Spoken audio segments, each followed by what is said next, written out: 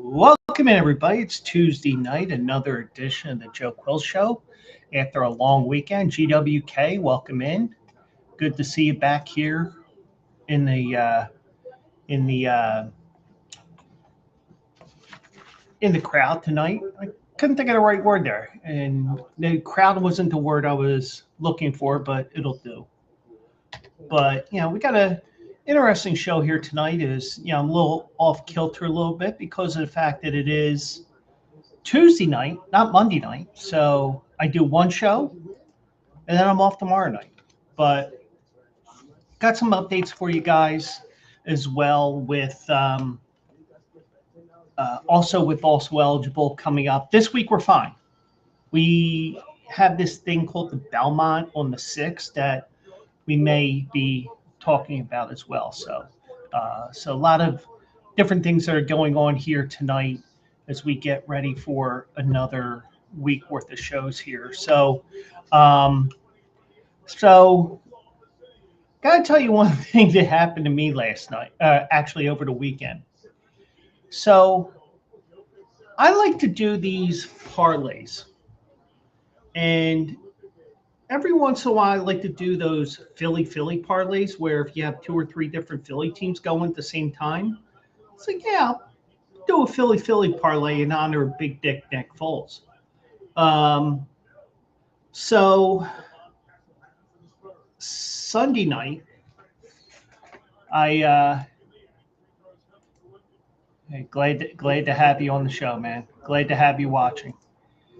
And I do have to say one thing here. When you wager online, you have the option of cashing out. And the Spurs were um,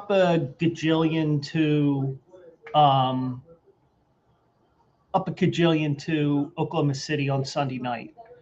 And I'm sitting here, I'm like, and I have the basketball game on the dining room TV because that's set up so that when me and Mike are here on Monday nights, that we can catch up on whatever's going on. So I had that TV on, and I had the living room TV on.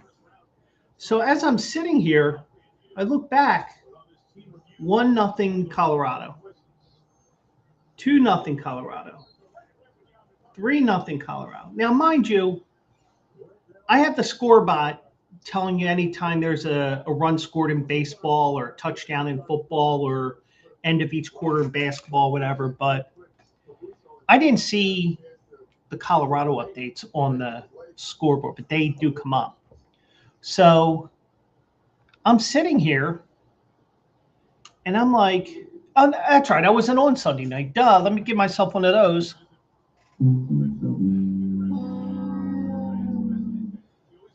So Sunday night, I'm sitting here and San Antonio's up big. I'm giving 2.5 or whatever the line was. And then I have Vegas money line.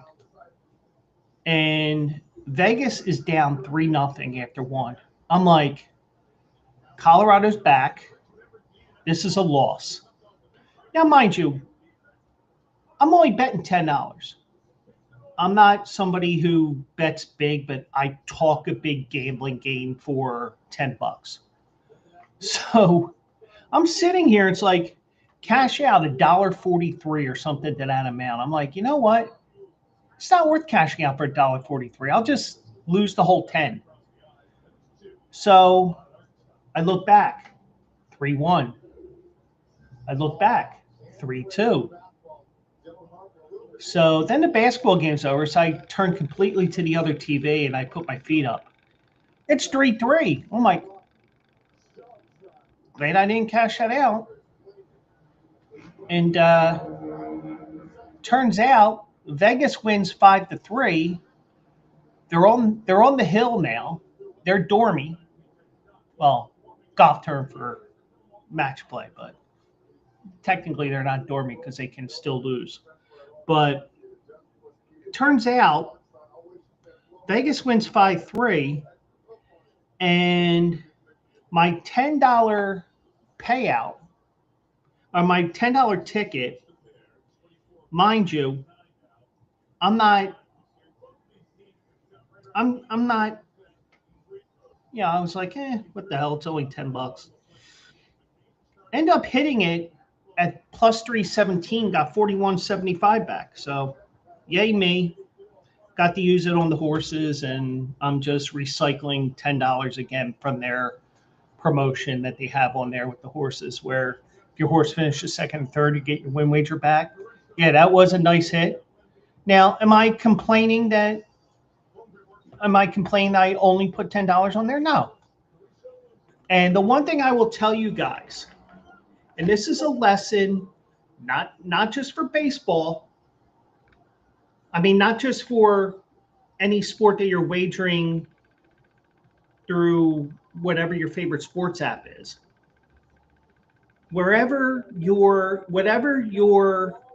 betting, whether it's any of the major sports, some fringe sport, because I even bet on NASCAR over the weekend. And I said, I posted it on Picket, and I said, I have zero expertise in NASCAR. I'm just betting on this guy because he's taking over Kyle Busch's car. So, just looking for some divine intervention. Didn't come in. Not that big of a deal. But, yeah.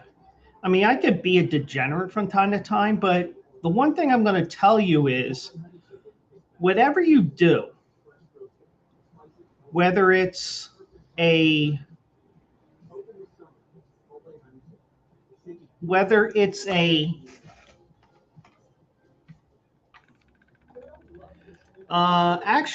I have somebody that can do that for me. I do have somebody that can do that for me. I hear you sharp in the NBA. I'm sharp in the NBA. I have somebody to do that for me. But I'm, I mean, the whole moral of the story is, $10. Oh, come on, that's nothing. The thing is, I'm going to tell you this right now, and I say it all the time. Always bet within your means.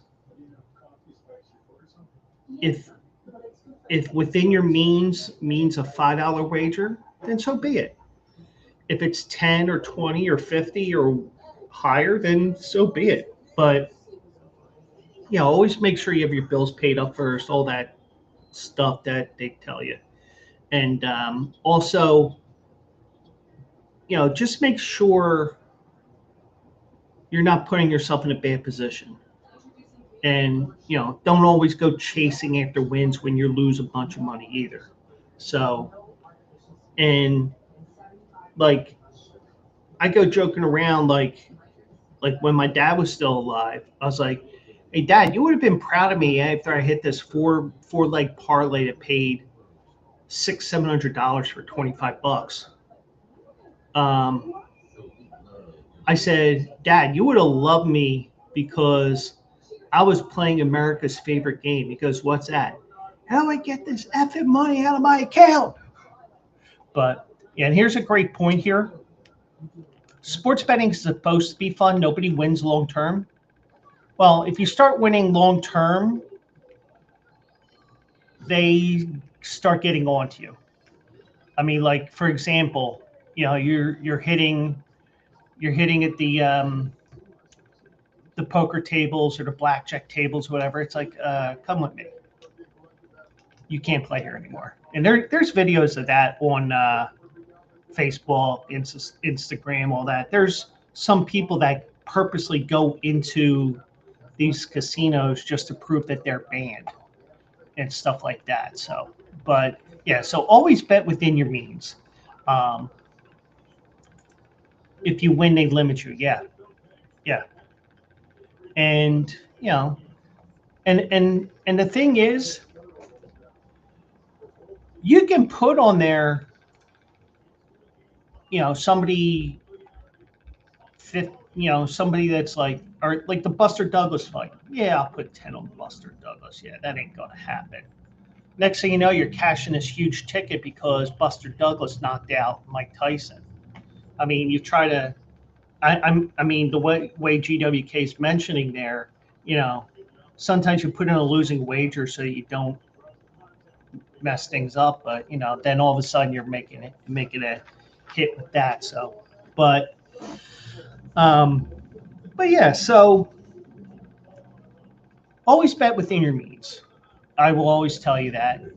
1-800-GAMBLER if you have a gambling problem. Um, just like GWK said, sports betting is supposed to be fun, and you know, the whole. I mean, even with the genesis of um, the whole genesis of the Quills Picks Winners articles was just keeping my mind sharp on the horses while I was broke. It's like, well, I can't win, but let's see what I can do here. And yeah, my picks have been horrible. I've had so many races lately where my horses have finished second or third that I may get my money back on FanDuel Racing, but yeah, I do want to win 20-25% of the time. Even if I don't have a good return of investment, I want to be able to say, hey, I picked one winner out of every four. And it wasn't necessarily the favorite, but you get to that where you don't pick a favorite every day, they win. Then you start building on the return of investment. But yeah, so just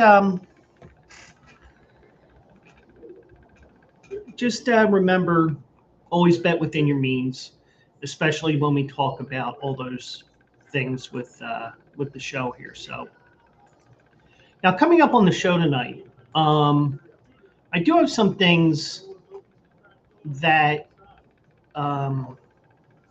some things worth talking about that seemed interesting to me.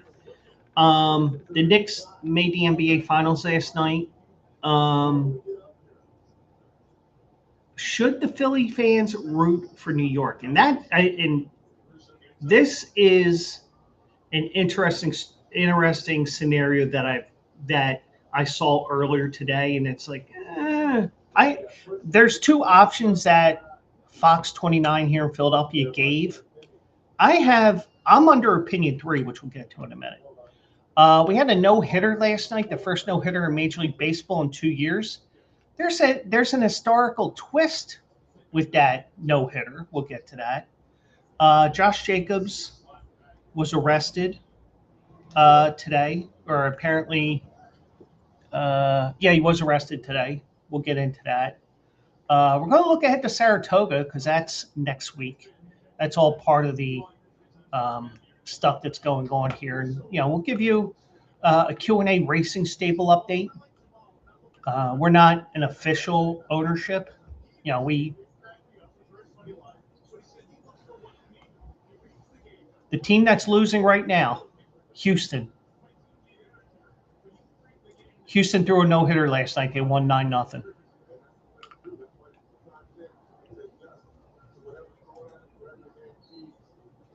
So, but we'll get into that. And by the way, my other show, Also Eligible, will be live on Saturday. I'm going to redo all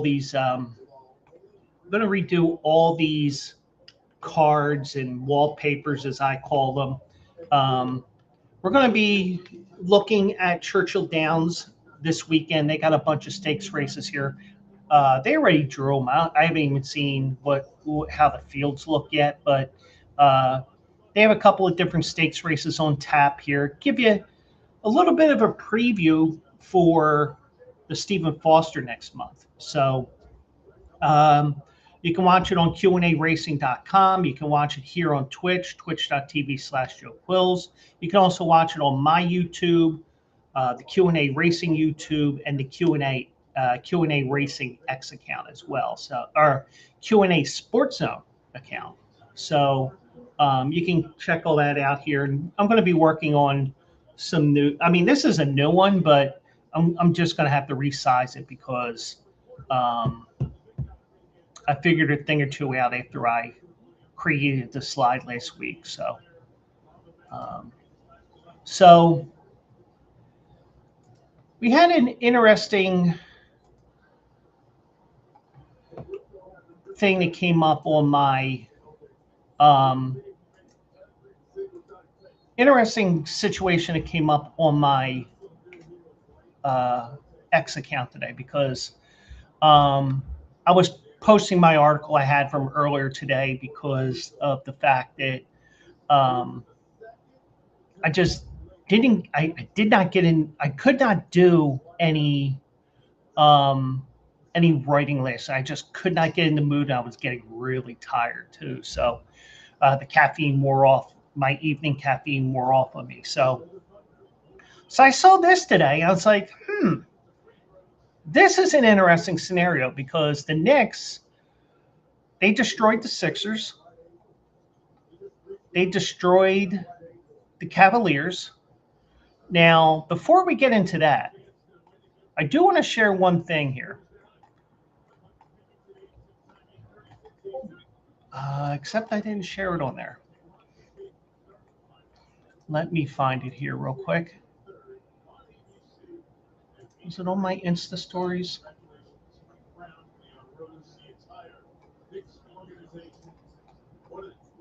Yes, it is. Okay.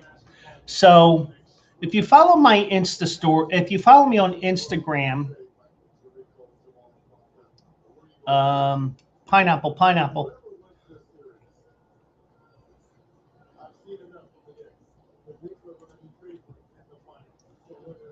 So if you saw my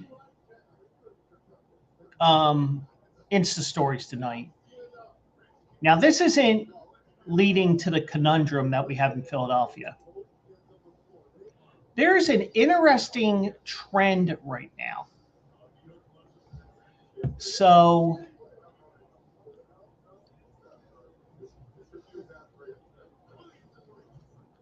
let me share this here. So here's an interesting scenario, and this is from BetMGM. They posted this. Since 2022, every team to lose in the Eastern Conference Final came back to win and make it to the NBA Finals the next year. In 2022, the Heat lost to Miami, and the Heat made it to the NBA Finals in 2023. They defeated the Boston Celtics. 2024, Boston wins, and they take out the Indiana Pacers. Last year, Indiana Pacers knock out the Knicks. This year, the Knicks get to the NBA Finals and they beat the Cavaliers. Does this mean we got to dump our money on Cleveland next year? So that would be that's an interesting thing that I saw here earlier today. But that's not what I'm going to talk about here. Let me just take care of this.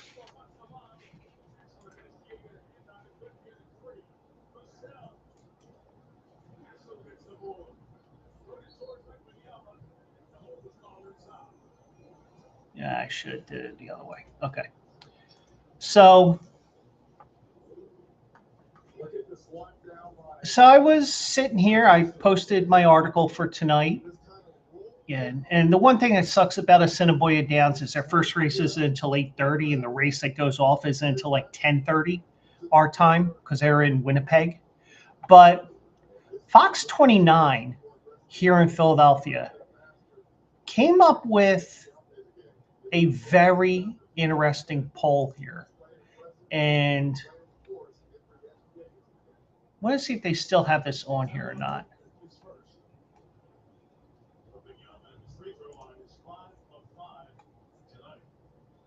Okay. So they ask, and I'm going to share my share my screen again. Is it okay for Philly fans to root for the Knicks? Now, here's the reason why. They have 3 guys that played at Villanova. And by the way, the Golden Knights are up 1-0 on Colorado right now. And OKC's up 45-41 on San Antonio. And I'm sure that, yeah, that was posted on there. I'm just not paying attention to my main tab here. So let me pull up the Knicks roster here right now. So they have 3 guys on the roster from Villanova: Josh Hart, Jalen Brunson, and Mikal Bridges. They had 5 at one time, I believe. DiVincenzo went to a couple different places, and somebody else was there. But the reason why that they asked this is because, do you root for the Knicks because you have such a Philly influence on the team with 3 different guys from Villanova? And oh, by the way, assistant coach Rick Brunson played his college ball on North Broad Street at Temple. So you have a Philly influence there. Or is it an absolute violation of Philly sports that you root A, for the Knicks, and B, because it's a New York team?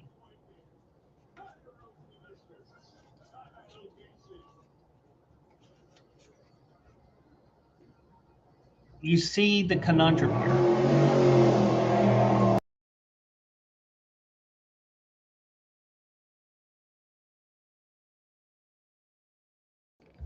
I had the windows open tonight, so I'm going to have to mute a couple of times when those louder cars come by. But seriously, you see the conundrum that Philly sports fans have right now.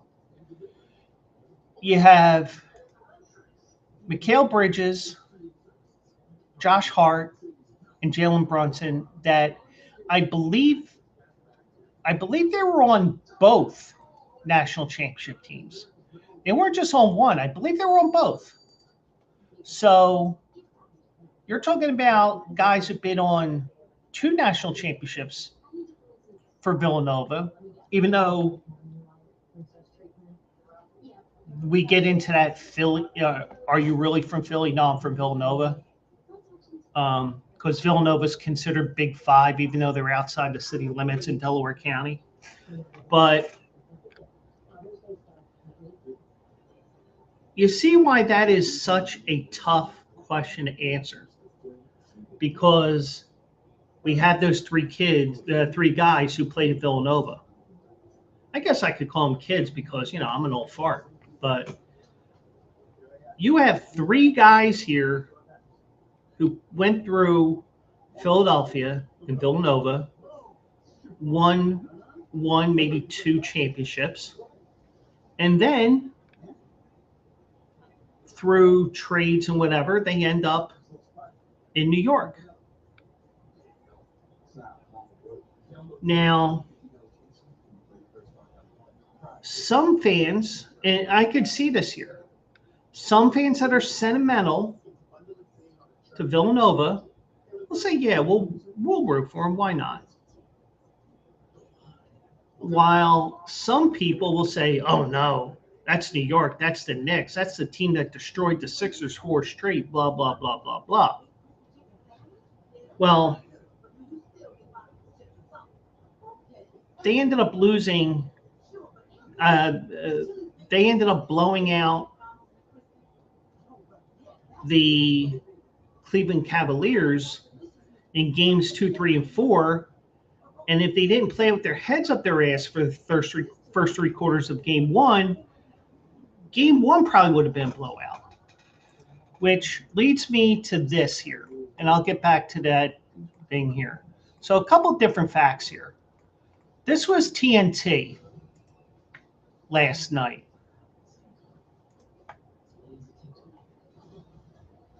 '26 NBA playoffs. Taylor Swift came to one of our games. And then there's mine.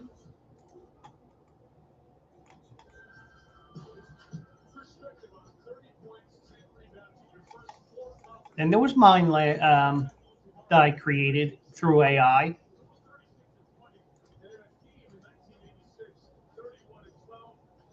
Cleveland Cavaliers, 22-point lead on the Knicks, game one. Blew it in style. The snarkiness I have is amazing. And by the way, if it's something that's not politically correct, it's going to tell you it's not politically correct. I won't tell you what I posted on there, but oh no, you can't make fun of that person or anything like that. Oh, come on. But they had a 22-point lead in game one in the fourth quarter. They lost that game, and that was the series basically. Whoops. So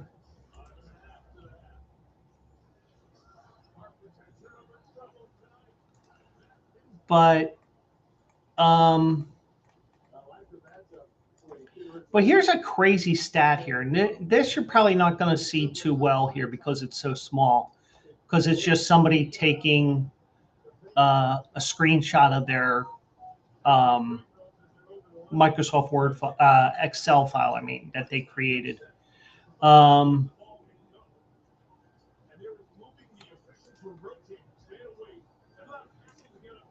There we go. So it's been 5,224 days, and this is from Broad Street Misery, since any New York team has won a championship in the New York Giants.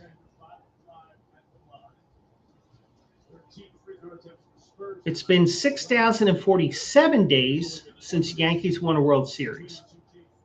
Now, I will tell you that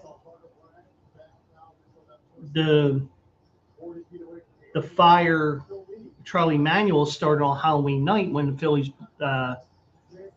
did that insane infield shift and Johnny Damon had that double steal and all that. So, and they include the New Jersey Devils, the Rangers, then you get into five figures, the Mets, almost 15,000, the Islanders over 15,000, they count Long Island as well. The New York Jets, 20,000 days.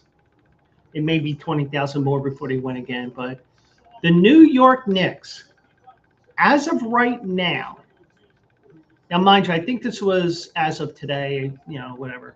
As of today, 19,374 days since they last won a championship, which was on May 10th, 1973. Crazy stuff. But,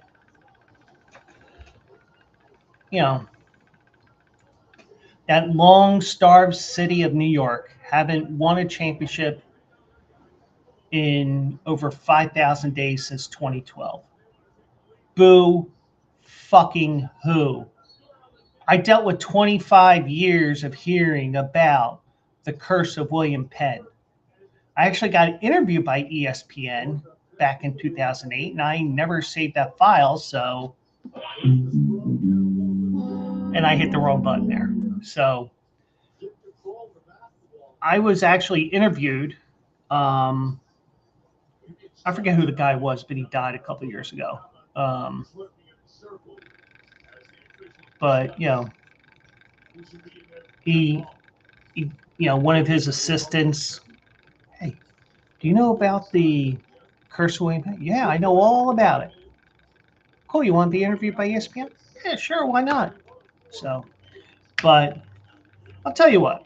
Going back to this, I don't think there's any New York curse or anything like that, because it was the whole curse of William Penn was fabricated by WIP, I believe, which is one of the two actually three sports stations here in Philadelphia. Even though the Gambler you get it like within like, I mean, their radio waves are like 300 feet. You have to actually listen to that online and not on terrestrial radio. But yeah, so you can see the conundrum that Philly fans are in. Do we root for the Villanova alums, which would mean rooting for the Knicks? Or do we root for whoever comes out of the West? Me, I'm the type of person where if I don't have a say,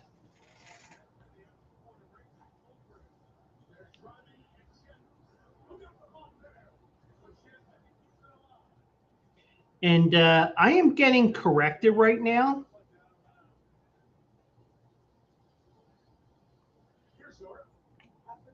I am getting corrected that 2 women's pro teams have won.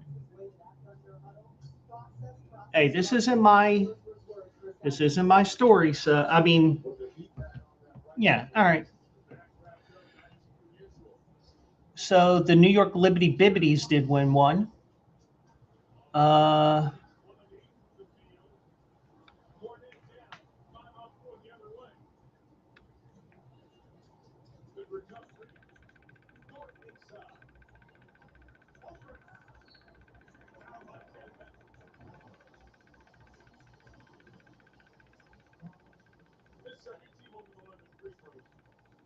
oh, Gotham FC Soccer. Okay, but then again,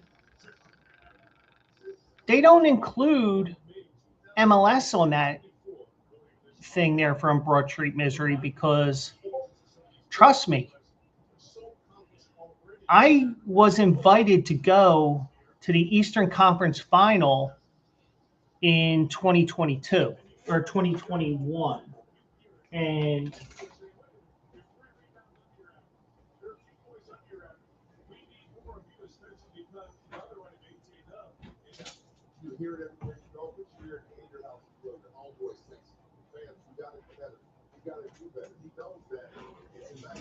I have the rally towel around here somewhere. I keep them for some reason. I don't know why, but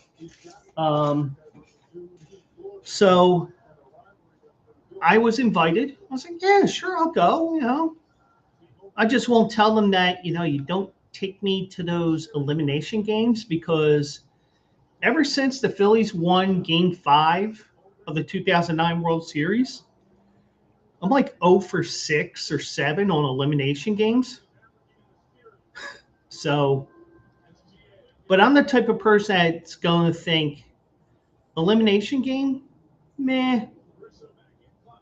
But I'm the type of person that, hey, the streak's got to end sometime. That's how I feel.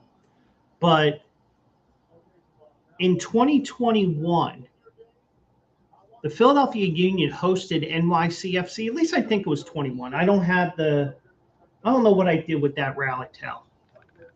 And yes, as you saw from what you saw behind me, I'm hiding a mess too. So, but when so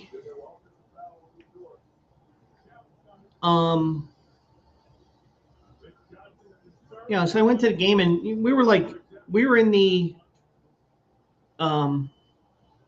we were right behind the goal. The Sons of Ben, and me, I'm like, for 90 minutes. And my buddy was explaining to me, like, reasons why they do certain things. Like, for example, at 20 minutes and 8 seconds into the game, I think it is, they sing a certain song because that was the year that the Union came into existence. So things like that. Okay, yeah. So in that game, leading up to the game, a bunch of the Union players were scratched from the game because they violated COVID protocols. Remember them? So as a result, they had to use like their second string goalie and a bunch of second string players and everything, and they almost pulled it off. But what would have been the Union playing for a championship were denied by NYCFC, by the way, played in the Bronx, now playing in Queens, and they won a championship the next week or 2 weeks after in Portland. And, and there's no worse feeling, especially the way that we had to get out of the arena, out of the stadium, because right behind us was the media area for the post-game interview, so you couldn't go that way. We had to go out towards if you were looking at the stadium and you're watching a pan shot of the field, you had to go by the top right corner. There's an exit over there. And up top, there's all the New York fans, and they're all like, "Hey, we won! Fuck you! Fuck you!" Stuff like that. It's like, yeah. So I'm like, "Oh yeah, Portland get you," and they end up winning the whole thing. So we had all that.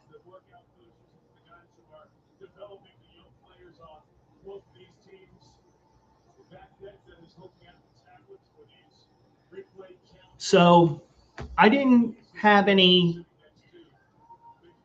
so part of me just wants to say, but I'm the type of person where now I voted as, I'll tell you how I voted. And it's still on the Fox 29 website. So as of right now, it's 61% absolute violation. Now, if I had a third option, my vote would have been who cares?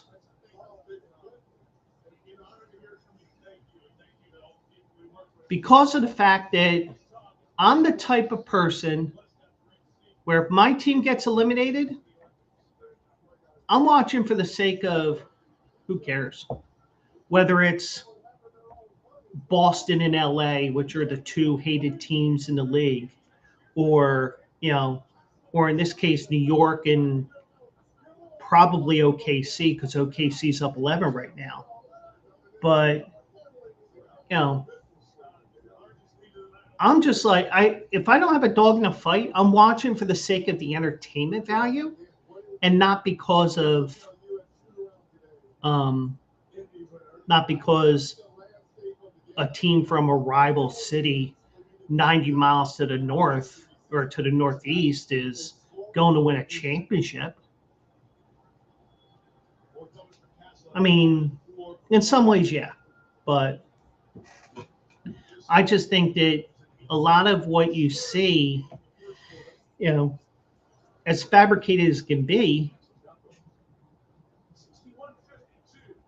And we also have Phillies action right now. As Bryce Harper went yard in San Diego, or as I like to call Petco Park, Citizens Bank Park West, because for whatever reason,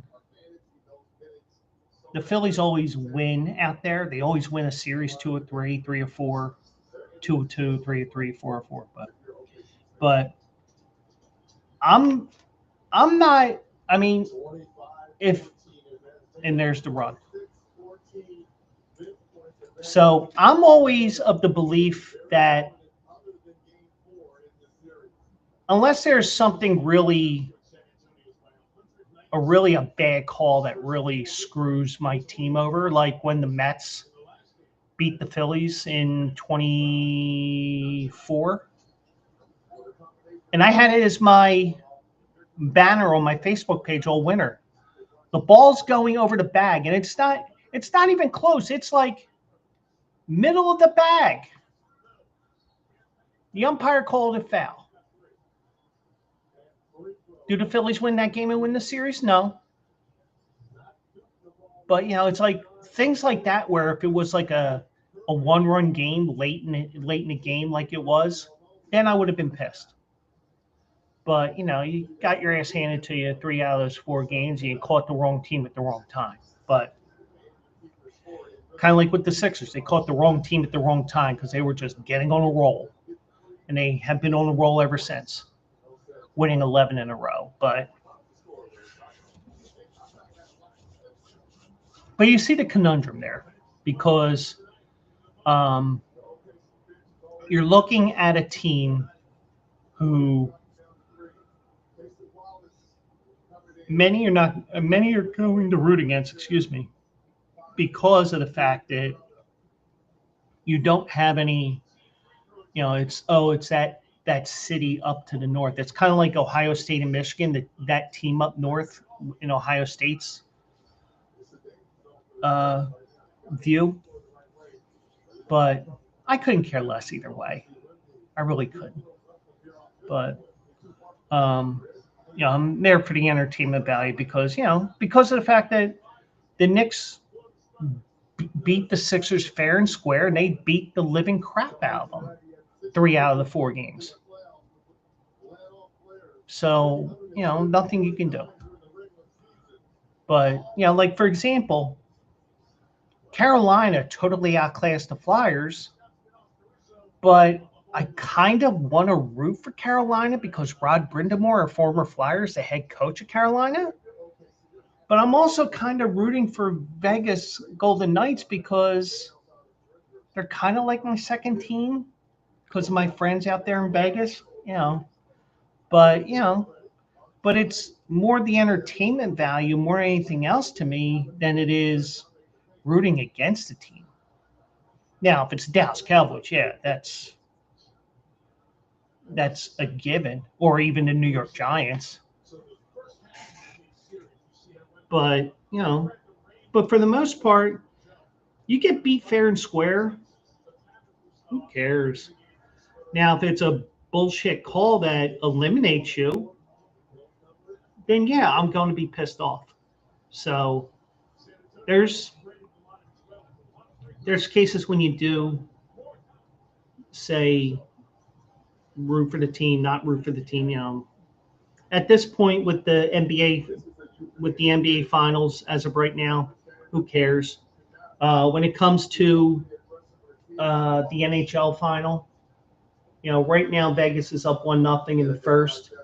If it's Vegas and Carolina, coin flip. If it's Vegas and Montreal, I kind of want Vegas to win because I want them to get revenge on Montreal for 2021. But, it's a coin flip, But, I mean, as long as my teams are not eliminated in an unjust manner, I'm going to go right down the middle on it. But if my team got screwed, then yeah, we got problems. But I'm in it for the entertainment value more than anything else. But I'm not going to root against the Knicks. But I'm kind of not rooting for the Knicks because they got kids from Villanova. I'm just watching it for the entertainment value more than anything else. So, but you can see the conundrum that many Philly sports fans are going to have here with the with everything with that. So, now I did see this today, and I saw it today because last night we had our first no-hitter in almost 2 years, as the Houston Astros threw a combined no-hitter last night. Their Japanese import Tusaya Imai combined with reliever Stephen Okert and Alimber Santa. And I know I'm pronouncing these names wrong, so, So it's the 17th regular season no-hitter in Houston Astros history. Now, it's the first one that they had since they no-hit the Phillies, by the way, which was it was their 4th combined no-hitter in the regular season. And they also had one in the World Series against the Phillies in 2022, if you remember. Ronel Blanco tossed a previous no-hitter in a 10-0 victory over Toronto. But there is an interesting twist here. Now, mind you, take this with a grain of salt because of the fact that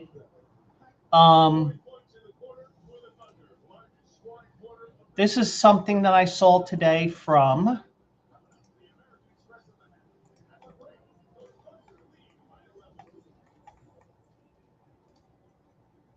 and I shared it on my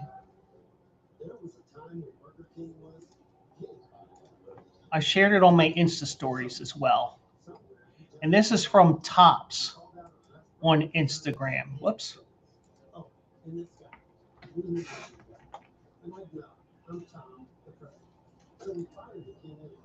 Now,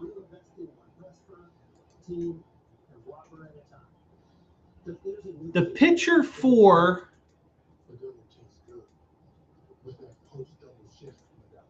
the pitcher who got the final 6 outs, Santa. Let me get the name right for you.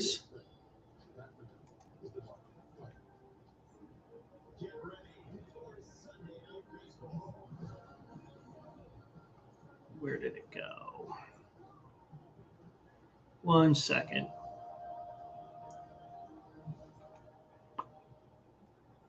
Go here. I lost the tab here, so I'm pulling it back up here. And I know see if you understood how my brain works.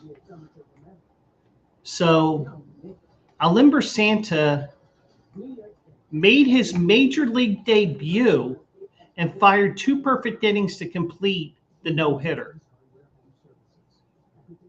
How rare is something like this that happened? Well, according to Tops, it's the first player to pitch in a no-hitter during his major league debut in 134 years.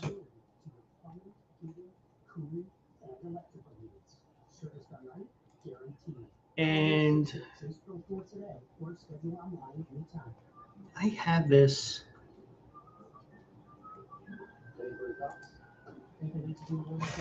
Let me see here. No.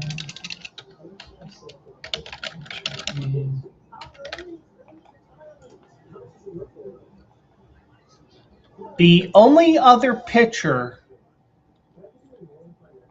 to throw a no-hitter in his major league debut is Charles Bumpus Jones of the Cincinnati Reds on October 15th, 1892. And back then you didn't have a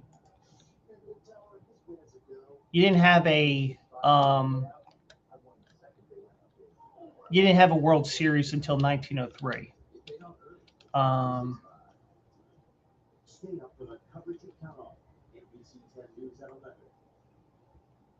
But that is the first no-hitter involving a pitcher making his major league debut since 1892.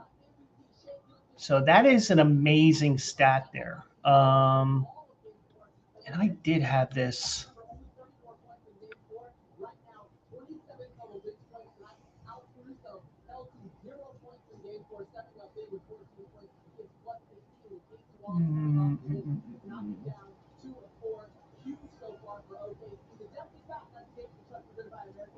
I did have it, but I wanted to see.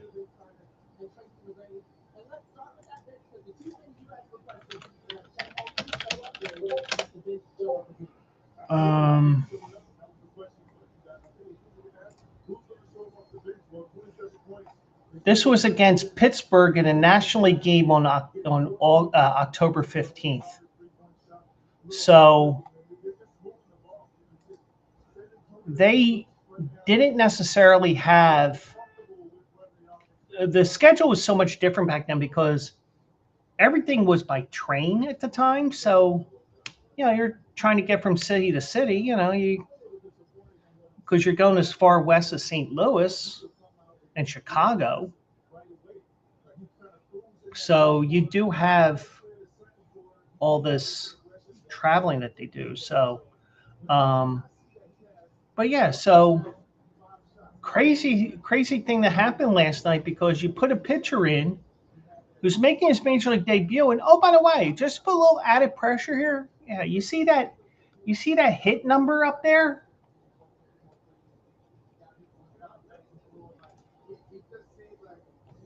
You see that number up there on the scoreboard?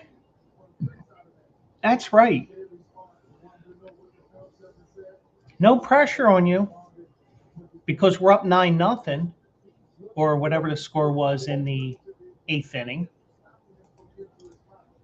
when he came into the game. But, no pressure on you, because, oh, by the way, we got a no-hitter going right now.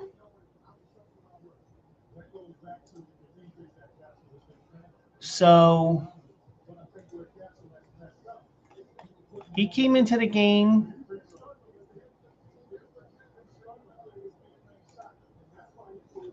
Yeah, he came to the game. It was 9-0. So, okay. Well, in terms of playing, in terms of the game itself, may not seem that much. But oh, by the way, you're pitching to protect a no-hitter here. So, a little quid pro quo there. So, but interesting thing that occurred last night in Major League Baseball as well. So, but with something that's interesting, we end up getting somebody who decides that he's going to get himself into trouble. And this broke earlier today. Josh Jacobs was arrested today and booked on several domestic violence charges, including, according to the Hobart Lawrence, Wisconsin Police Department, he was booked on charges of battery, which includes domestic abuse and criminal damage to property, domestic abuse and disorderly conduct, domestic abuse, strangulation, suffocation, and intimidation of the victim. So, one thing I'm going to say, and I say this all the time, and in some cases, the little head tells the big head what to do, or you just get so angry for whatever reason, you just lose all control. Now,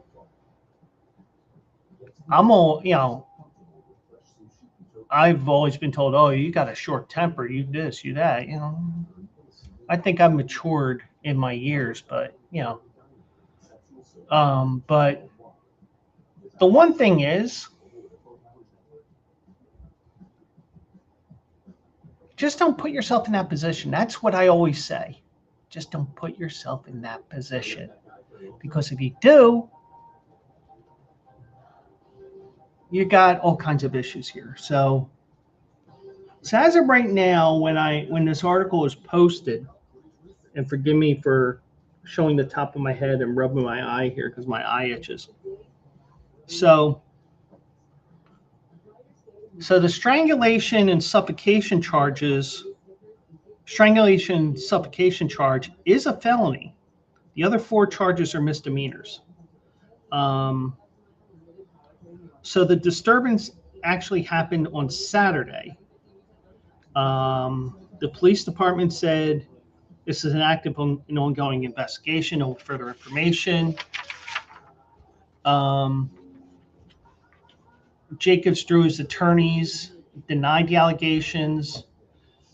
His attorney said in a statement, he vehemently denies the allegations, and this matter is in the early stages of the investigation, with important evidence that has not been yet made public. We ask for fairness and restraint while the judicial process takes its course. The Packers said they're aware of the situation. They said it's an ongoing legal situation. We will withhold further comment. The NFL said it's aware of the report and have been in contact with the Packers. Now, here's the interesting thing here. Green Bay began OTAs today. Well, and I'm sure Matt LaFleur, the head coach, will be dodging these questions tomorrow because guess what? He's got availability with the media tomorrow. But the one thing I will say is, and I say this all the time to you guys, and just don't put yourself in that position. I mean, I know things don't, it's easy. I mean, it's easier said than done, but the one thing I'll also say, the NFL will eventually react to this. And JT Realmuto homered for the Phillies because it's a 2-0 lead now for the Phillies. So I'm going to say this.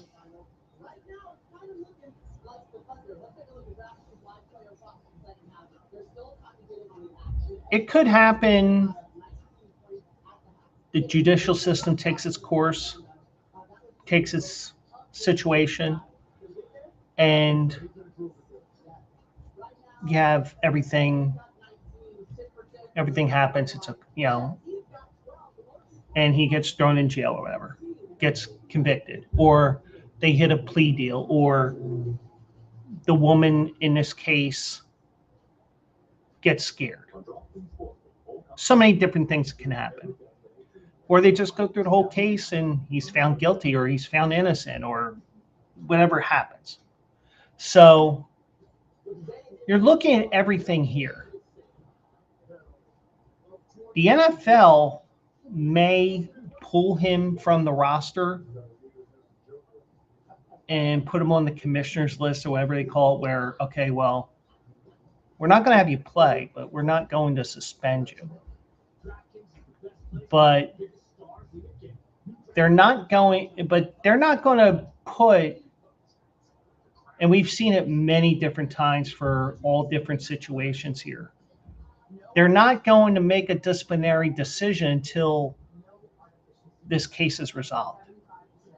And even if he's found innocent, he's still going to get a suspension of X amount of games because past precedent with NFL cases like this. You have past precedent, so guess what? You're going to have these cases where, oh, he's gone for a while. So you're going to have all these cases. And, and we only know a part of the story, and, but, and, just something that popped up today. And unfortunately, it made the news today. So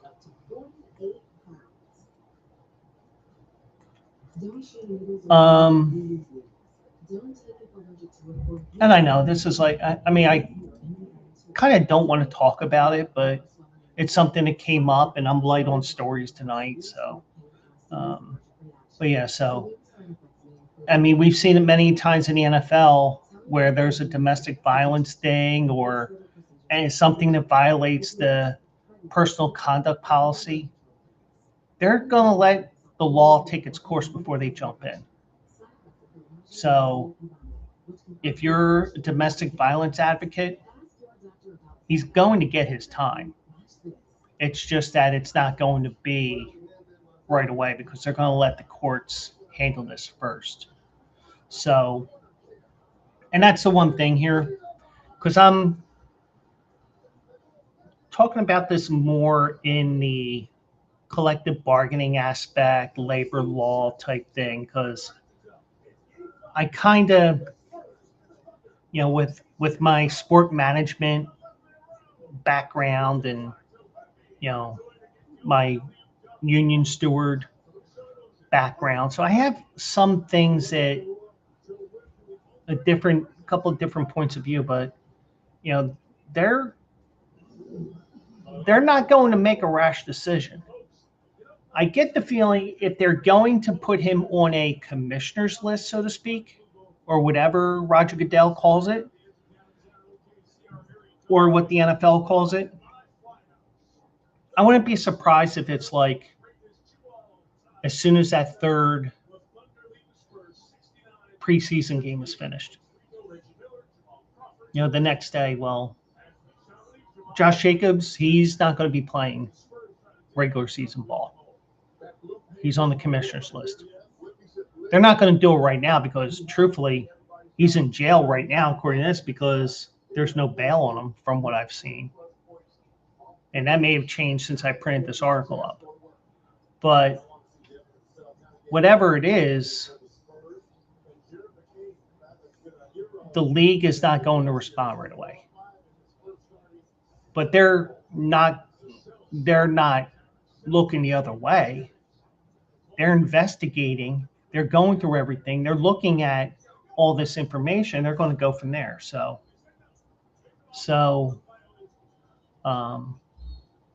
in terms of what happened, you don't put hands on a woman. Plain and simple. Well, not in that respect, but, you know, we won't go there.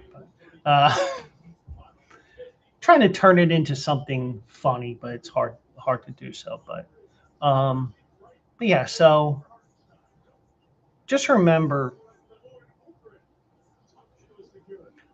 you know, it probably will be, you probably get the commissioner's list move there if they still do that. You're going to see, oh, by the way, remember when we put him on the commissioner's list because of that incident in Wisconsin? Well, he's now going to sit X amount of games because guess what? His case has been resolved. Or he may just go to jail.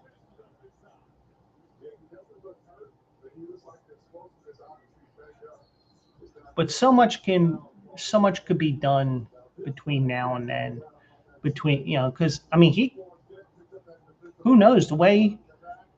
Because how many years has he been in the league?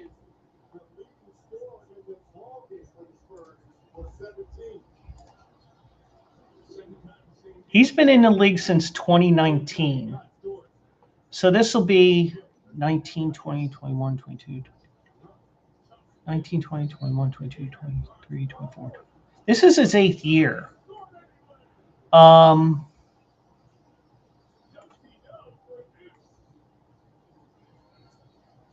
He could be getting into that situation where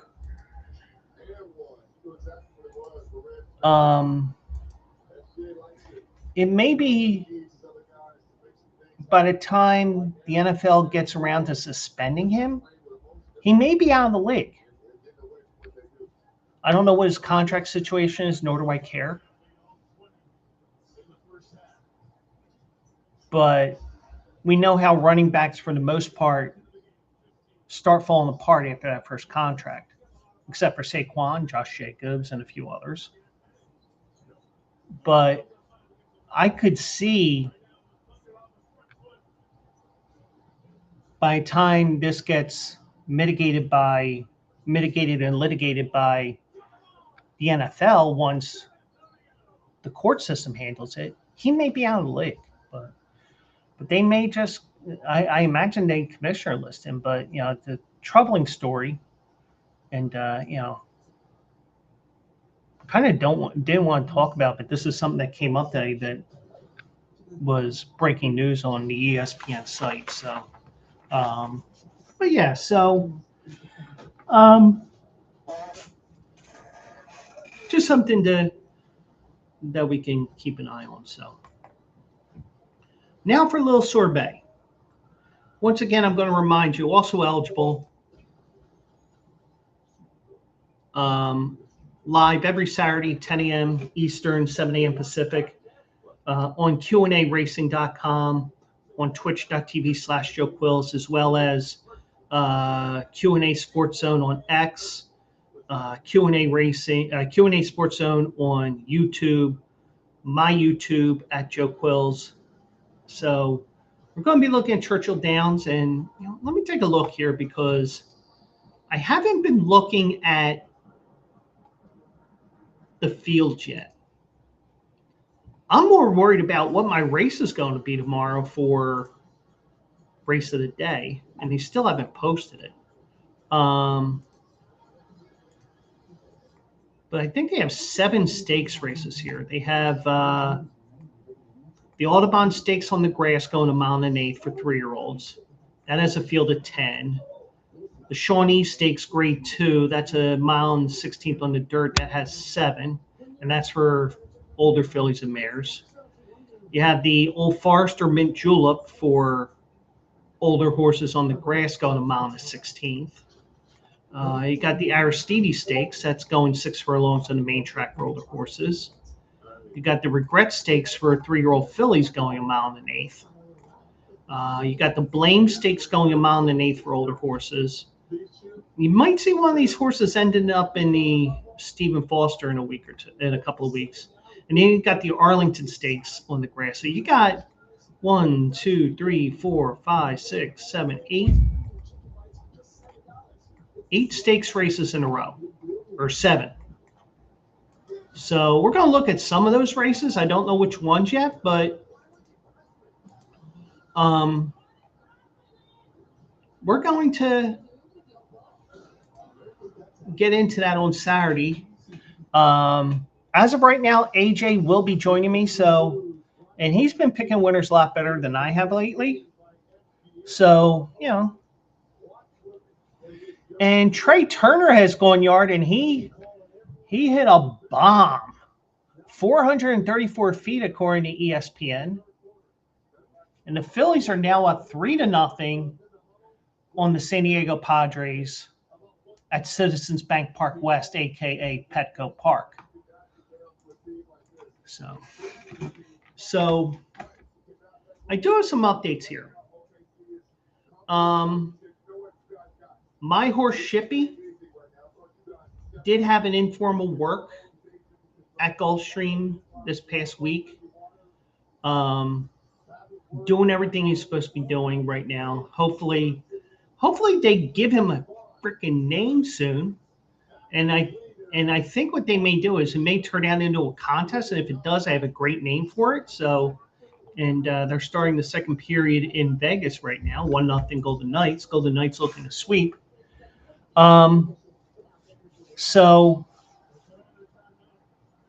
I also have an update on Schoolyard Superman. Now, the original plan last weekend was that I was planning on going up to New York on Friday, or maybe Thursday night, stay Friday, and then come home on Saturday, because Schoolyard Superman was supposed to run in an allowance race at Aqueduct, Belmont, the Big A. And also I could have texted Todd Trupp and say, hey, Todd, Joe from Q&A Racing, also eligible.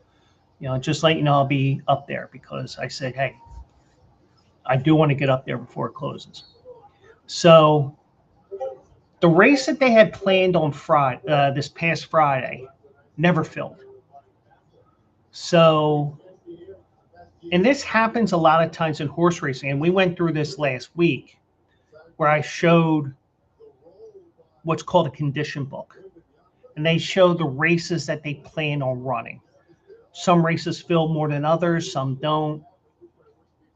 Sometimes you have enough horses where you have enough horses that want to run that you add an extra race even at times. So they ended up running so they wanted to run in this allowance race, but the race didn't fill. So he was on the training track at Belmont Park. He breezed in 49-2 for trainer Chad Brown. The assistant trainer reported that Schoolyard Superman was full of run during the work and came back very well afterward. Another encouraging sign that he continues training forwardly. The target right now is to run in the Pegasus Stakes at Monmouth Park. So now, part of the reason why I'm going to try to get up there is because this is a Commonwealth horse that AJ owned, that AJ has bought into. He doesn't completely own. He owns like this much of it. So what I am hoping is, hey, I'm Joe. I'm from Q&A Racing. You know, AJ's. I give AJ all the credit, even though my Q is in there, even though it's Q&A. You know, the A is more important than the Q, if you ask me. But that's just me. Because, hey, I'm the guy who helped in creating this thing that we have. So we do have, so we have all that. And who knows? I get to talk to a Commonwealth guy or two, build something, talk to the guys, whatever. I can do my part of it as well, but, let myself know, because here's another thing as well. Sometimes it's those chance things that lead to other things. So that's the reason why I want to go there. So I will say that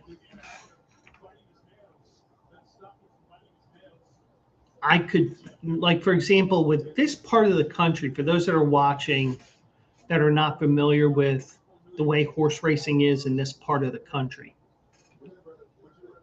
you could have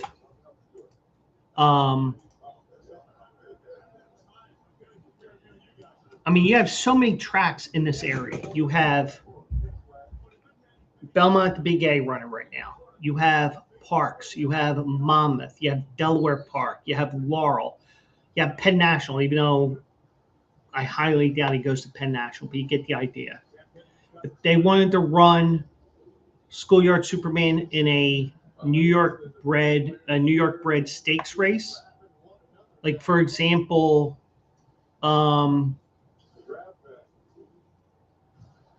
there is a New York bred stakes race called the New York Derby, which is run at Finger Lakes. So if AJ's watching this even after the fact, that's always an option if this race doesn't go too well. But the reason why you run in the Pegasus, and I'm just going to confirm this, because this was the case last year. And I'm pretty sure it's the same thing this year, but I just want to make sure.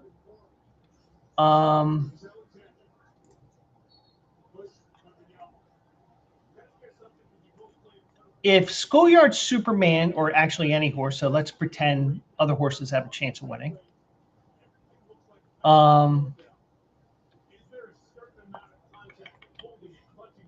It's not listed here.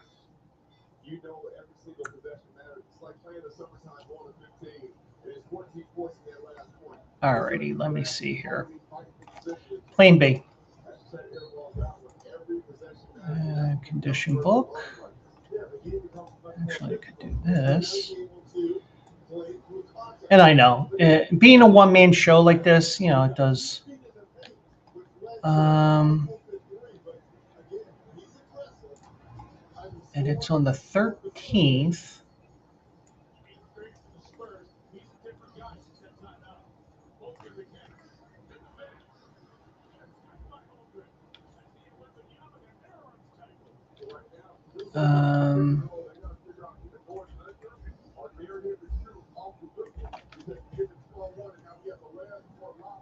Okay, here it is. This is why they're running. Oh, he is watching. Okay. So since AJ's watching, I can tell you why they are targeting this race here. Because if he finishes not just number one, but if he finishes in the top two, and here is a look at the condition book, and there it is, third race, even though it won't be the third race on the card there. I'm going to zoom this in a little bit. Let me go here. The top two finishers to receive a free entry and start fees to the July 18th Naira Betts Haskell Stakes.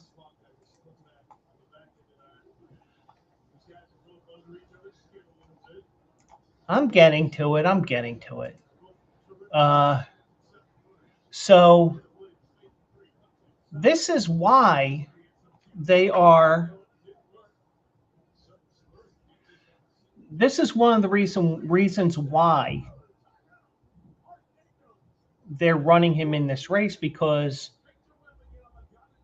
a lot of times these horses, they mature differently. And this time of the year, right after the Triple Crown's over, a lot of times you get these horses like a Schoolyard Superman, who was like, had his issues, I mean, not physical issues from what I know, but more, a race not filling or giving a little break, a horse gets sick, different things happen. And even things that they're not even going to tell AJ because he owns a piece of the horse. You're going to see, something like this is a great option because the top two finishers get into the race automatically if they want to run in a month at Monmouth again. Now, if he doesn't finish in the top two, you go back to the drawing board. Now, because he's a New York bred, yeah, he was snowed out twice. The race that he did win, he ran on a track that was severely favoring speed, and he just got outbeat. He got beat out to the first turn. And, between the weather and everything else, and so much happens over the course of a season, over the course of the winter. So you do have all that. So all that you see here, you have all these issues that happen. So a lot of times these horses that have setbacks for whatever reason, or they just don't mature right away, a lot of times these horses can be underlays in a race like the Haskell, for example. And Monmouth Park, I do believe, I didn't watch the races this past weekend. I'm in a contest called the Survival at the Shore contest, and it's survivalattheshore.com. I just quick picked my picks for the first 3 days because I didn't get time to look at the program, because they'll give you programs of the free races. And by the way, that'll probably be why I look at a particular race. But yeah, so I end up, this is why they're running him in this race, is because, in my opinion, because if you win, you get to run in the Haskell if you feel he's ready to run. Get to run with the big boys. And oh, by the way, you could position yourself with the big boys because, oh, by the way, you end up winning. And if I remember correctly, especially with the bigger days, they will. Monmouth is known as a front-running track, and Schoolyard Superman likes to be near the front. So he has a shot, depending on the field size, where he's in the gate, in the post position draw, and everything like that. So much stuff can happen, and you may get a rainy day. We get to see how he handles an off track even.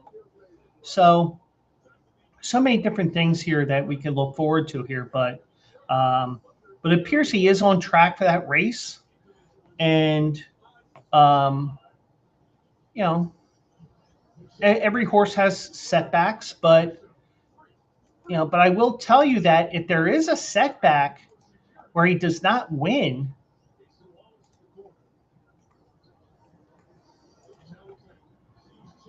there's still options. Let me find this here.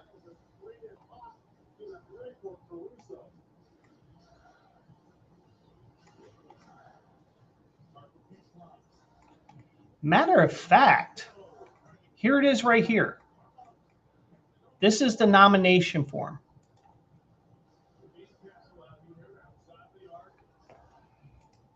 And AJ says, that would be incredible. Been to the race probably 10 times. Never imagined having a horse in the race. Yeah, and once that comes out, that field, which I believe will come out tomorrow, or is it? Let me double check something. Yeah, so I believe it'll come out on Tuesdays. So the Saturday field we'll find out on Tuesday. I might have to make a run up there just so I can see our horse. Well, it ain't my horse, but you get the idea. I might have to go up there, whether it's just to see the horse in person or cross paths with Commonwealth or anything like that. Whatever, I'm the Q in Q&A. Even though the A is more important, I do my part. Kind of like that video. I do my part. I do my part. I didn't do F and S. But I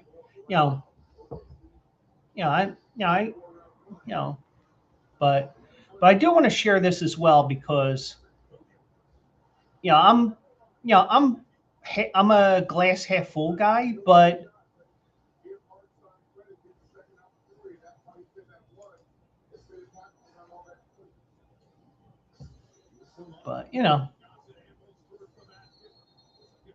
I can pretend at least that the Q stands for me, but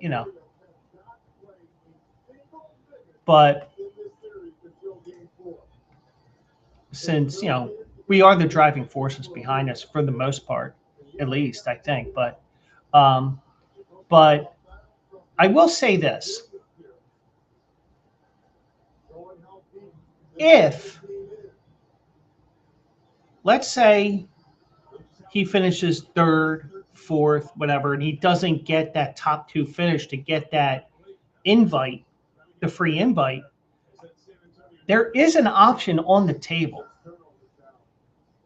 And, AJ will say, oh, no, they're not going here. Well, he may be 1-5 if this happens. So,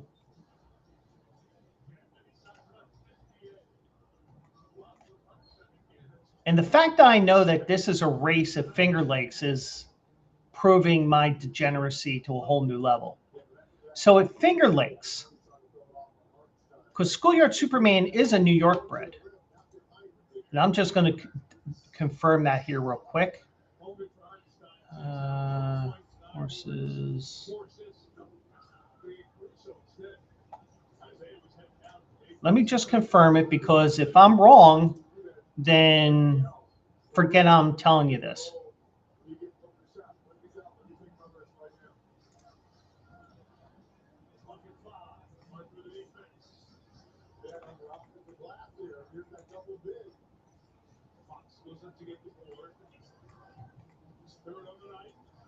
If I can find them on here.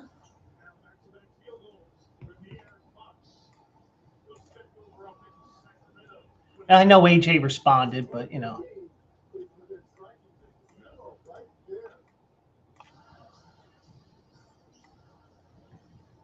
Oh, no, forget it. He's bred in Kentucky. This isn't going to be an option. It's not an option. Forget I said this. Forget I said this. What I was going to say is,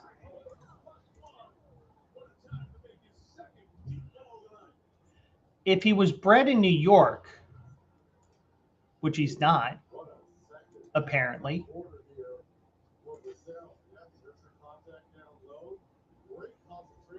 And this is why I look things up and, yeah, he was bred in Kentucky, so he's not eligible for this race. So forget I even mentioned that race. But, and yeah, it is the last stop before the glue factory. But they do have a race every now and then that, like that, where, but, AJ saying Saratoga, yeah, he's probably going to end up there, but, but the plan, I think the plan that they have for the most part is Pegasus, Haskell. If they want to run into Travers, they will. And there's some race up at Parks, Pennsylvania Derby. So,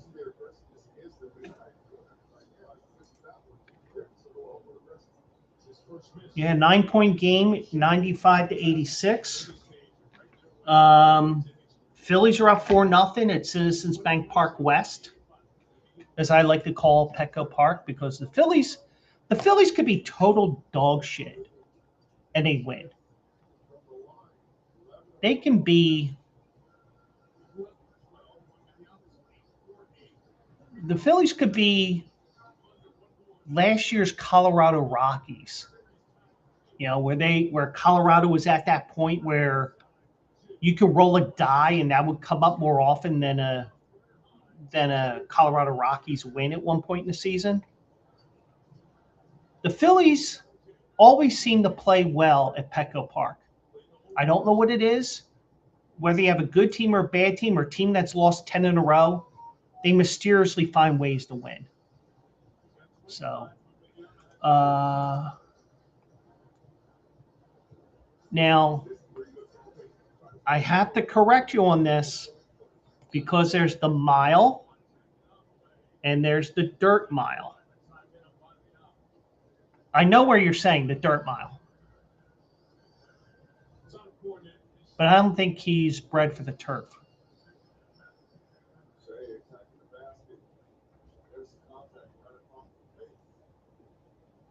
So I just want to let you know that it would be the dirt mile that you're looking at.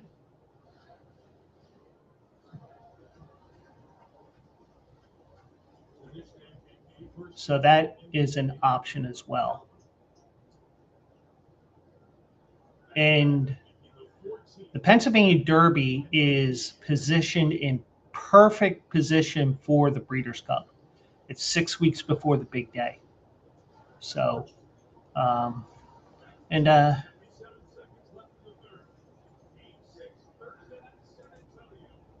it's a late night trip over the border to Tijuana. That's why it feels like San Diego. The Phillies got screwed with the scheduling. Yeah, he meant the dirt mile. I know what you meant.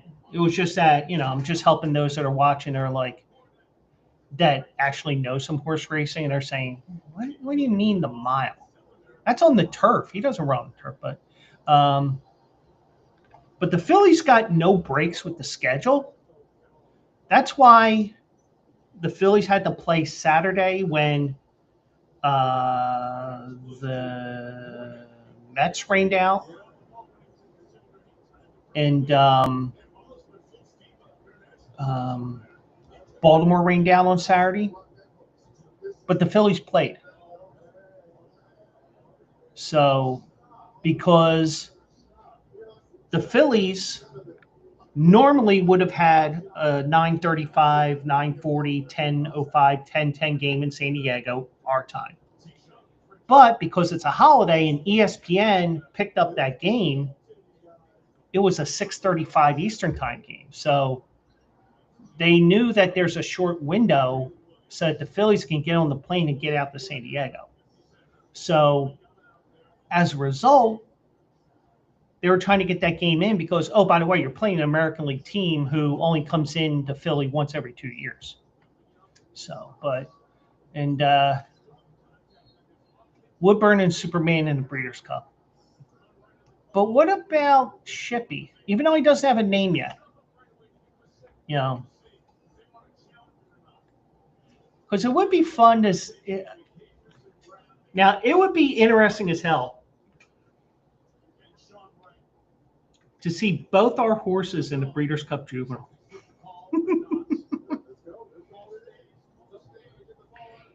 He's got a piece of Woodburn, which is with myracehorse.com. My lone horse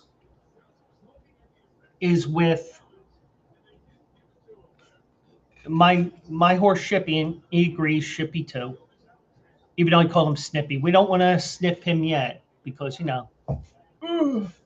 but but I will say this. How fun would it be on Halloween? First of all, me probably getting kicked out of Keeneland. Well, they don't take the wood; they just take the balls. And we know that with John Kruk because he had a ball taken out, but a big piece of wood. But can you imagine me getting kicked out of Keeneland because I'm wearing my T-shirt that says "This is my costume for Halloween"? Because AJ and I are going to be there if our horses are in there. If we get approved by the owners and stuff like that. So, but hey, hopefully we get a name for the Shippy horse that does not have a name yet. Now, some cases owners, they do reserve names as well. So like, let's say Big Piece of Wood is available. You can reserve that name as long as the jockey club approves it. And you say, well, this horse here, look, the Shippy horse, we want to name him Big Piece of Wood. We have that name reserved. Here it is, here's all the information, blah, blah, blah, boom. So that may be the case. Or you end up and do whatever. So, but, you could have all different scenarios here, but hopefully they have a naming contest because I have a great name for the horse and it fits the 18 characters that you have for a name.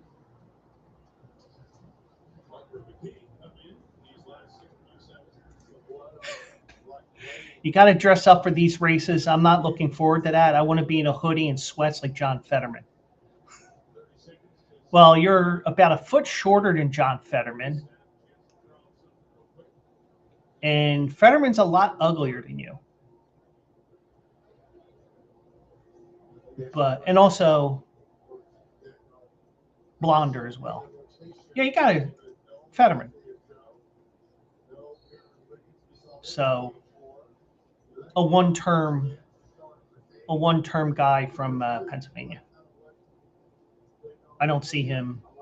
But then again, we're not talking politics here. But yeah, I understand what you're saying because, yeah, I can dress up in a shirt and tie and whatever, I mean, I'd still be sticking out like a sore thumb, but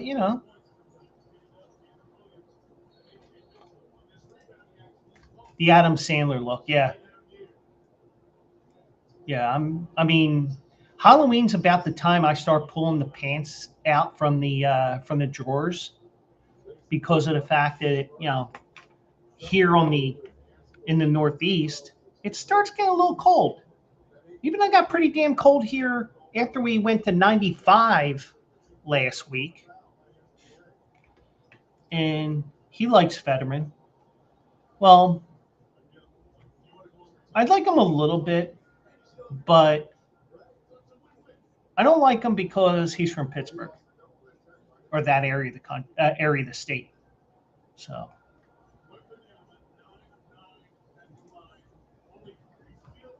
but I'm not the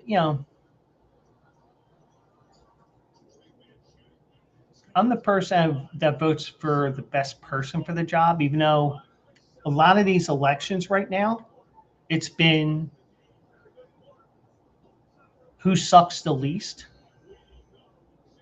instead of who's more qualified for the job. So that's just me. Um, but I'm also the type where I'm glad I have mail-in voting because I don't want to go to my polling place because I like to put in a little, like if there's an uncontested race, I like to put in some fake names in there so that they pull the ballot out and it's like they run it through, but they just do whatever. So, but yeah, so I like to put different names on there. And this year, I forgot to take pictures of who I voted for. Some of the fake names I put in there. So,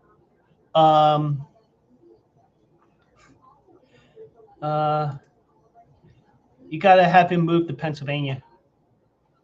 So, he has residency in Florida. He can take over for DeSantis next year. But, I think Fed has been better than expected. I mean, and Uncle Ernie for Congress. Wait, I'll show you Uncle Ernie here.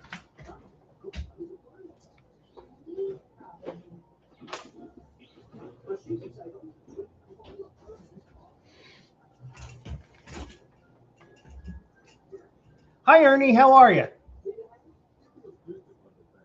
Super glue.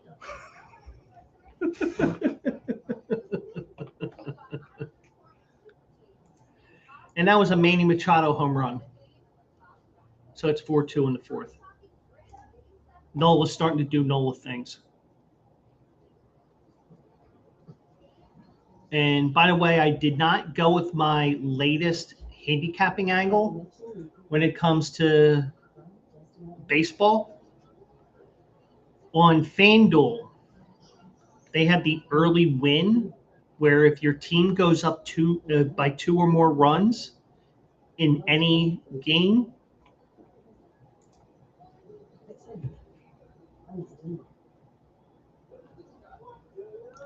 well, it gets worse. Because last night I was asking Microsoft Copilot to create a picture for me of fans, Cleveland Cavaliers fans shaking their head worse than Michael J. Fox and Jim Eisenreich. Yeah, one bad inning always sinks them. Yeah, that's true. And last week, I had who did he pitch against last week? Cincinnati. Well, whoever the Phillies played,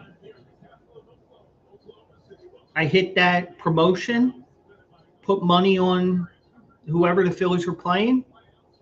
Quick 2-0 lead in the second inning. I'm like, thank you. I can tell you who it was in a second.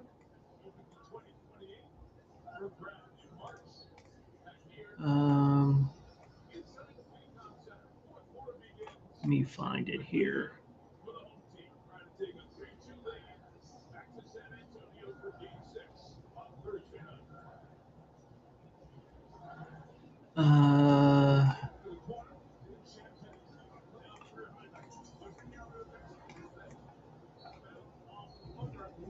Hold on. Let me see if I can find this here. Yeah, it was Cincinnati. If your favorite sports book has an early win type promotion and Aaron Nola's pitching, jump all over it. I didn't jump on it tonight because I didn't look for it because I got a little behind on things. But the way Aaron Nola is,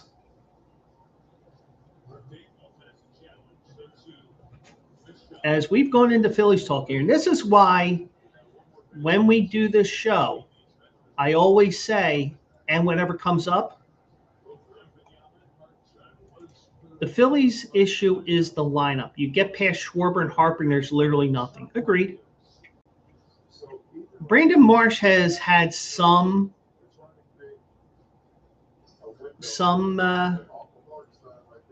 has some issues, but he's also hit the ball a little bit. He had that hot streak a couple of weeks ago. Bohm, I think it's because of his girlfriend, Erin Dolan from ESPN. Yeah, I went there. Yeah, she's hot as hell, but yeah. Wasn't it Mickey in Rocky, one of the Rocky movies that said women weaken knees? And Bryson Stott, he's been getting a little bit here and there. Marsh has been great. Why is he hitting sixth? I think what you want to do is you want to not have that big gap between the top three and then 5 or 6 nothings like you're describing. Now, one thing I suggested, and it's not necessarily for right now. I said this on with Bill Perkins. Best right fielder on the Phil's payroll is Big Stick Nick. Well, you didn't see what I'm not sure if you saw what I posted on social media yesterday. I think the way that we welcome him back to Philadelphia next week is start a small Dick Nick chant, because in the biggest of games, you just don't, in the biggest of games, he always came up small, unlike Big Dick Nick Foles, who won the Super Bowl for the Eagles. But what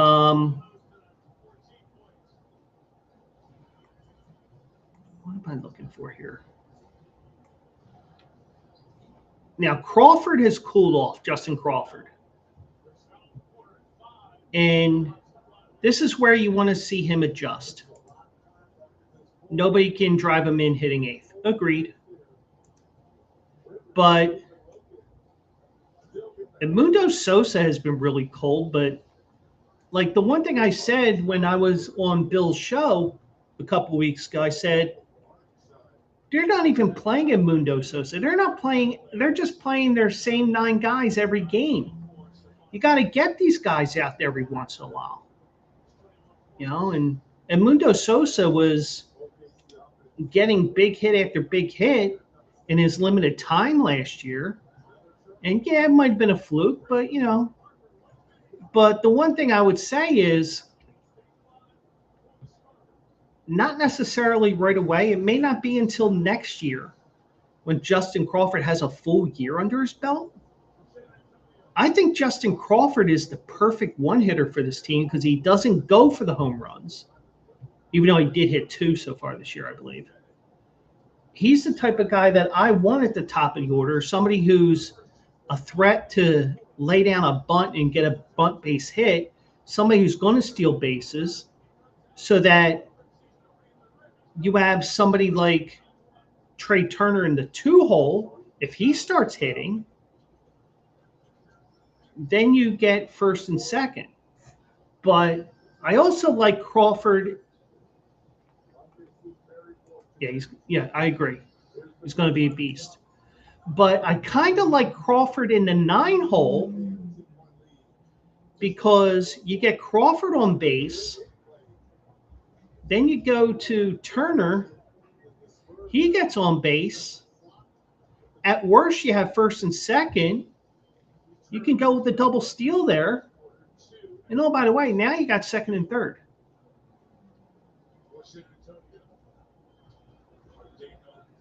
But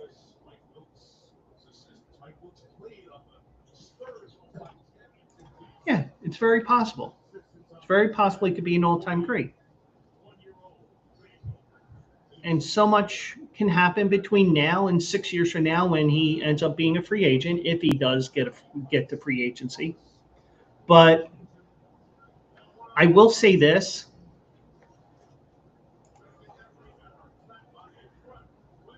I would like to see more Stubbs too.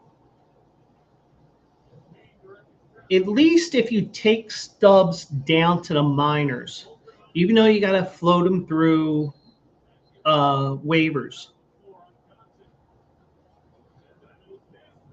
If nobody picks him up, he'll go down to AAA because he's a de facto player coach right now. But he can play the field if they need him to as well. He's a super utility guy right now. He can catch, he can do all these things, and he can pinch run too. He's another Phillies catcher that can run.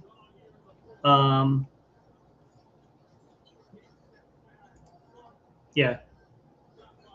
Well, it all depends on this next collective bargaining agreement if there is a salary cap of some sort. Because there's probably going to be a salary cap, but there's also going to be a salary floor involved. And here's where out of the park baseball comes into play, because I know he's out of options. I know Marshawn's out of options. They kind of don't want to put Marshawn on waivers because they know that if they DFA him, he'll get picked up. Stubbs probably won't.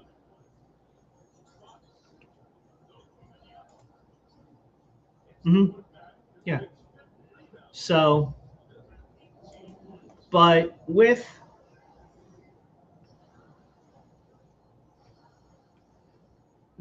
the park baseball, everything you do there when you control a team is related to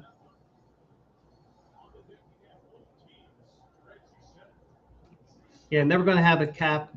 Yeah, I mean, we could see a whole season without baseball. I mean, I don't think there's going to be a cap either, but I wouldn't be surprised. But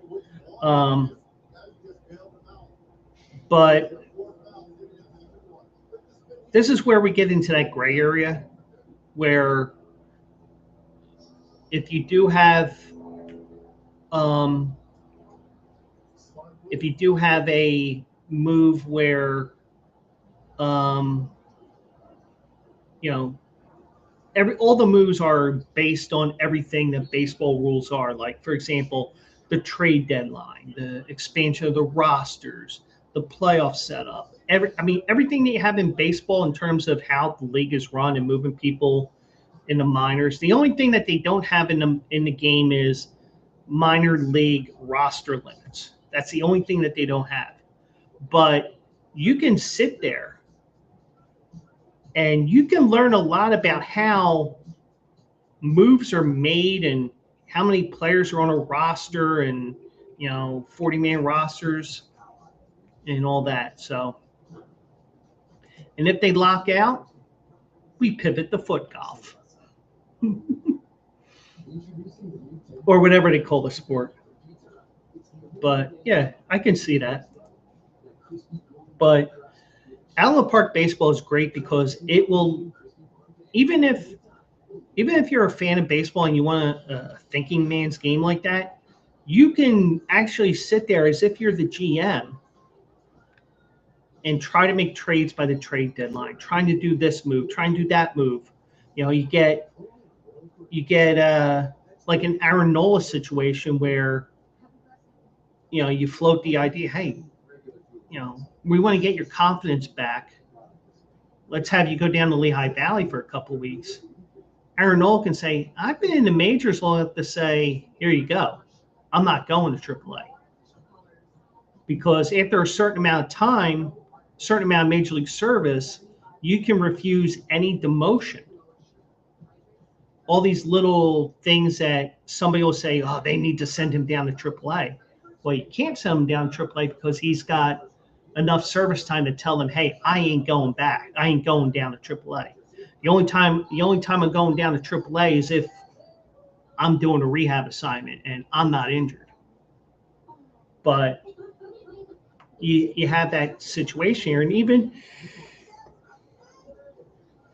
now, for the most part, a lot of these players don't even go down for a rehab assignment. Now, Zach Wheeler did, but that was because that was his spring training. Now, Bryce Harper, he refused he refused a rehab assignment when he came back from the elbow injury. It's like, I can do my rehab here and get ready and do whatever, but that's a great thing with out of the park baseball is you learn even with, oh yeah, I can't make that move. This person's been in the league X amount of years. I can't make that move. Or even though they have no trade clauses, for example, Bryce Harper, even if he didn't have no trade clause, or Trey Turner, I think he hasn't been with the Phillies 5 years yet, but you get 10-5 rights, which means you can refuse any trade. So, but the one thing I noticed on this year's game, you have on there teams that he may consider getting traded to. They'll say, like, for example, Mike Trout, Philadelphia, New York, Atlanta. But, there's, because all that a no trade clause is tell me who you have to trade with, and I will tell you whether I'll go or not. But a lot of guys will say, no, I am not going to whatever city, even if it's something like a Philly or New York or Atlanta where Mike Trout may go to, because I'm not moving. I've been here X amount of years. My roots are here. My family is now here, blah, blah, blah, blah, blah. Even though I'm an Eagles fan and whatever, I'm not going to Philly. So I would say that the game is if you're in like those gray areas with like making moves with sending somebody down, and that's a perfect gray area that I'm talking about in terms of my situation. Well, Garrett Stubbs already was sent down to AAA and was DFA'd. Well, do you have to DFA him again, or do you just send him right back down? That's the thing. And also, you have minor league contracts where after a certain amount of time, the player can say, well, you can, like Dylan Moore, who I think was released by the Phillies. He ended up playing his trump card right before the start of the season. He said, put me on the major league roster where I'm leaving. Phillies put him in as the 26th man on the roster, and he didn't do anything. So, but yeah, little things here and there that you may see on a Facebook post or a Instagram, not Instagram, on an X post or something like that, where you're just like, you want to respond, but the problem is, if you respond, you may be like the 86th person to respond the same thing. And like the person that posted that originally has either deleted his post or closed, depending on the site. So, but it is what it is. So as we wrap up this show here, just want to remind you, also eligible Saturday, we're going to be looking at Churchill Downs. They have 7 stakes races. I'm going to figure out which stake races we look at here this Saturday. That show is every Saturday at 10 a.m. Eastern, 7 a.m. Pacific. Wherever you're watching me right now, that's where we will be on Saturday. So Churchill Downs, and oh, by the way,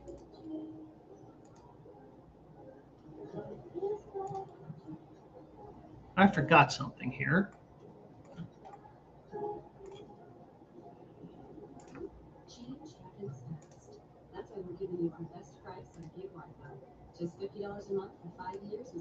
Ladies and gentlemen, we have breaking news from Winnipeg. If I can find it here.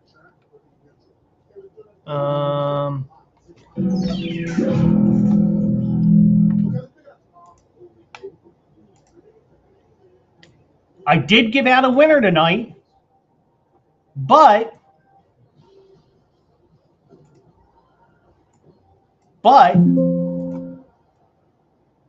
the damn thing paid $220 to win.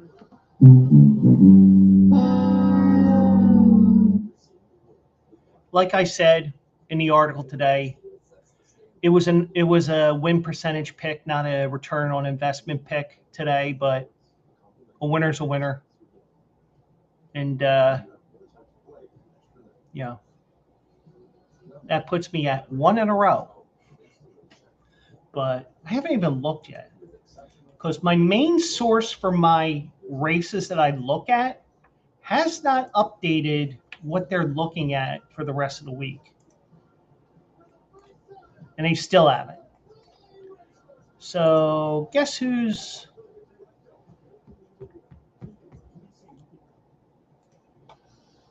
Yeah, a win is always a win. I agree. And yeah, I forgot that the race was on, because the latest trend is everybody's starting to show their horse racing feeds on YouTube. Assiniboia does it. Finger Lakes does it. Bunch of harness tracks I follow. Naira does it, but they do it in cooperation with Fox Sports, because if it's on FS1 or FS2 or Big Fox, they'll show it on the Naira feed, but you just don't get the commercials. So I could have pulled up YouTube and watched it and called the race and whatever, but it is what it is. So, but we did get a winner tonight. So I know I was trying to avoid this button, but I'm not going to avoid it anymore. Even though it's a winner that paid $220, I think Beavis said it right. He's got a boner. And that's where I got banned. Ladies and gentlemen, I appreciate you watching the Joe Quill Show. This was the final show. And Impractical runs on Sunday. He is running in race number 8, I believe. Let me pull it up here. I saw the email. I just haven't.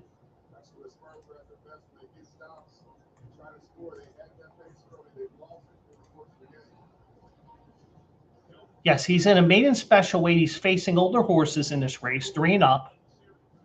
He has the 3 post in his position in this race. So full field of 12 here. So, and if he breaks his maiden, hopefully it'll be at a nice price. So that is something that I will probably, and yeah, we'll look at it on Q&A.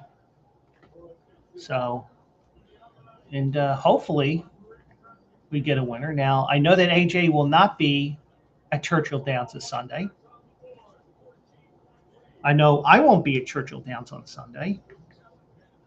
But who knows? I may make a trip up to Monmouth. So we'll see what happens with that. But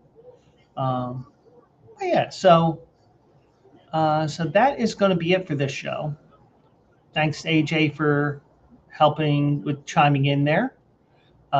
Thank you to GWK, who was here at the beginning of the show, and everybody who's watching, because we have a full crowd tonight between the Bleacher Brothers, the Q&A Facebook, even though it still says Bleacher Brothers on here, my Twitch, as well as the Q&A Sports Zone on YouTube.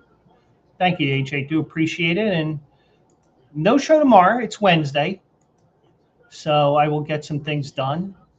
Some of the tasks that AJ put in hand, and also some additional things I want to do because I'm going to be changing some of these things around a little bit as well.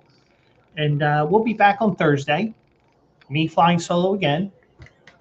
And who knows what happens? Whatever happens between there. And OKC is pulling away. It is 118-103.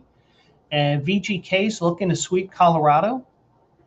They're up 1-0 after 2. So I'll keep an eye on those games, even though I have zero money on them tonight after I hit the San Antonio Vegas parlay on Sunday, which I'm glad I didn't cash out on. But thank you, everybody, for joining me tonight. Join me again Thursday night, and join us on Saturday for Also Eligible as well, as we get the weekend into full gear. So that's it for now. Appreciate all of you, and